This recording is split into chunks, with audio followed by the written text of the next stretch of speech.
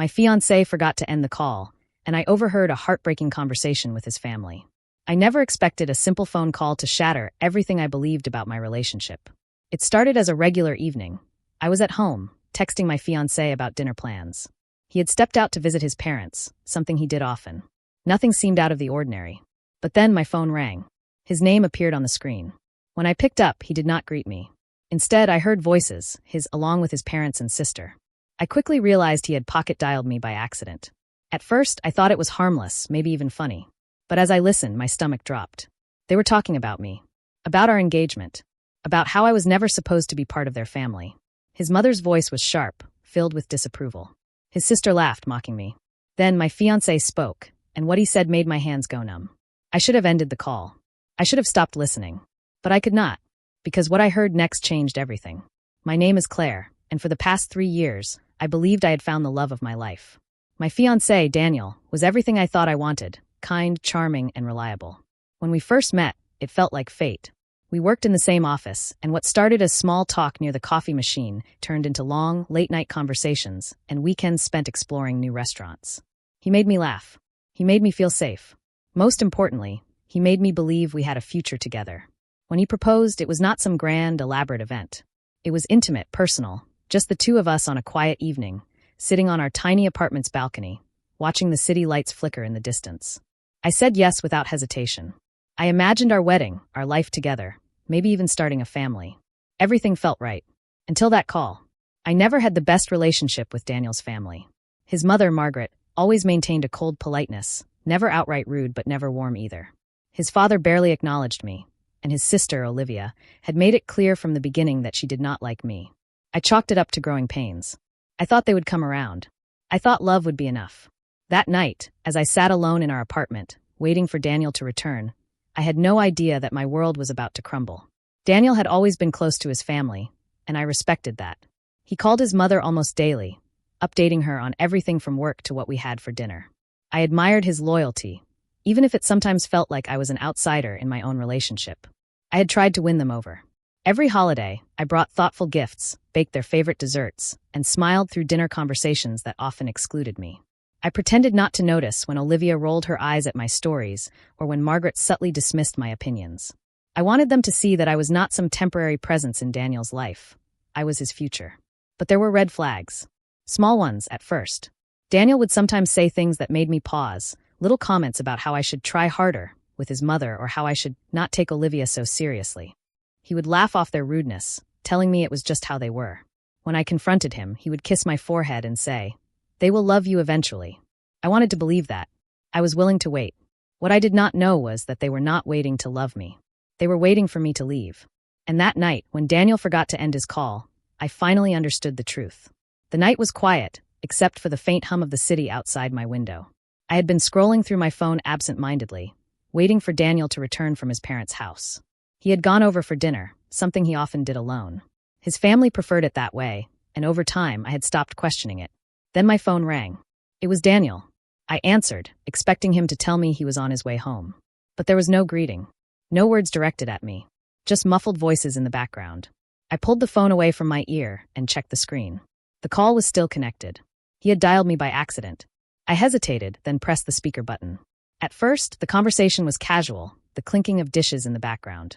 His mother's voice was the first I recognized. "You are lucky she has not called you yet. She is always so clingy." I frowned. Was she talking about me? Daniel chuckled. "Yeah, she is probably at home waiting for me like a lost puppy." The words stung. But the laughter that followed, that hurt more. Olivia's voice chimed in, sharp and mocking. "I do not get why you have not ended things yet. You are practically living 2 lives at this point." There was a pause. Then Daniel sighed. "It is not that easy. Not that easy." My hands clenched into fists. I felt my heart pounding in my chest, my breath coming faster. I should have ended the call. I should not have listened. But I could not stop myself. Margaret spoke again, her voice dripping with disapproval. "She is not the right one for you, Daniel. We have been telling you this from the beginning. You need someone who fits into this family, someone with class, with status." My stomach twisted. I had always suspected they saw me as less than them, but hearing it confirmed was something else entirely. Olivia scoffed. "Exactly. You know who you should have married. She was perfect for you." Silence. And then Daniel's voice, quieter now. "I know." Something inside me cracked. Margaret pressed on, her voice soft but insistent. You need to think about your future. Do you really see yourself tied down to her forever? I do not know, Daniel admitted. I care about her, but she is not what I imagined for my life. A sharp laugh from Olivia. You are stringing her along. Just do what is right for you. There was no hesitation when Daniel responded. I know. I will take care of it. The air left my lungs. My fingers trembled as I ended the call. My fiancé, the man who had asked me to spend forever with him, had just admitted he was planning to leave me. And worse, it sounded like he had never really wanted me in the first place. I sat in silence, my fingers still gripping the phone. The screen had gone dark, but the weight of what I had just heard pressed down on me like a boulder. My heart pounded, my thoughts racing too fast to catch. Daniel was going to leave me. He had been planning it. And worse, he had never even wanted me in the first place. The realization sent a cold wave through me. Every moment we had shared, every promise he had made. Was it all just a lie? Had he been pretending this entire time, while secretly waiting for the right moment to walk away? I wanted to cry, but the tears would not come. Instead, a sharp, bitter anger bubbled up inside me. If he was going to leave me, he would not get the chance to do it on his terms. I would make sure of that. The next morning, I did not text him. I did not call. I went about my day as if nothing had changed, though inside, I was unraveling. Hours passed, and finally my phone buzzed. Daniel's name flashed on the screen. I stared at it for a long moment before answering. Hey babe, he said, his voice warm, as if nothing had happened. Sorry I got home late last night. Dinner ran long. I almost laughed at the casual way he lied. Instead, I kept my voice even. That is okay. Did you have a good time? Yeah, he said easily. Same old, same old. Same old. As if he had not sat there with his family, discussing how I was not good enough for him. As if he had not admitted he was planning to leave me. I swallowed down the bitterness. That is nice. There was a pause. You okay? You sound a little off. I forced a smile into my voice. Just tired. Want me to come over tonight? Yes. I did. But not for the reason he thought. Sure, I said. Come over for dinner. I spent the rest of the day preparing. Not for dinner, but for the moment I would confront him. By the time Daniel arrived, the table was set, and the house was filled with the warm scent of food. He kissed my cheek as he walked in, like he always did. But this time I felt nothing. We sat down, and I watched him eat, wondering how he could look so relaxed. So, I said, keeping my tone light, did your family say anything interesting last night? Daniel shrugged. Not really. Just the usual stuff. My grip tightened on my fork. Nothing about me? He froze for half a second. So quick I almost missed it. But I saw it. His smile did not waver. Why would they? I set my fork down, my heart pounding. Because I heard you. Daniel blinked. What? You forgot to end the call, I said quietly. I heard everything. The color drained from his face. For the first time, I saw panic flicker in his eyes. He started, but I cut him off. Do not lie to me, I said. Not now. His mouth opened and closed, his mind scrambling for an excuse. But there was nothing he could say. I had heard it all. Daniel's face was unreadable for a moment, but then something shifted in his expression. Guilt, maybe, or just the realization that he had been caught. I was going to tell you, he said finally, his voice barely above a whisper. I let out a short, humorless laugh. When? After you had packed your bags? After your family had already decided my replacement. His jaw tightened, and for the first time since he walked through the door, he looked genuinely uncomfortable. It is not like that. Then what is it like, Daniel? My voice was steady, but my hands were trembling under the table. Explain it to me. Explain how the man I have loved, the man I was supposed to marry, sat with his family and agreed that I was never good enough for him. He exhaled, rubbing a hand over his face. I never said that. You did not have to. The silence between us stretched, thick and suffocating. I could see the war in his mind. The part of him that wanted to lie, to twist this into something forgivable, and the part that knew it was too late. Finally, he sighed. I did not mean for you to hear that. My stomach twisted. That is what you are sorry for? That I heard it. He hesitated. Be honest, Daniel, I said. If I had not heard that call, would you have ever told me the truth? Or would you have kept pretending until the moment you walked away? His silence was all the answer I needed. I swallowed the lump in my throat.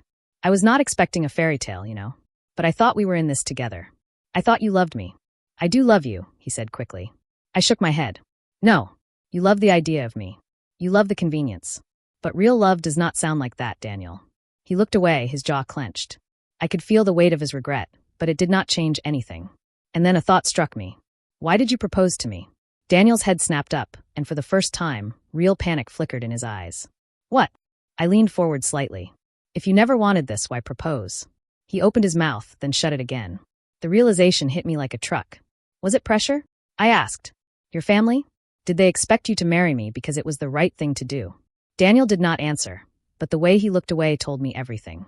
I let out a slow breath. Unbelievable. His hands curled into fists on the table. It was not like that. Then tell me what it was like, I challenged. He hesitated for too long. And I had my answer.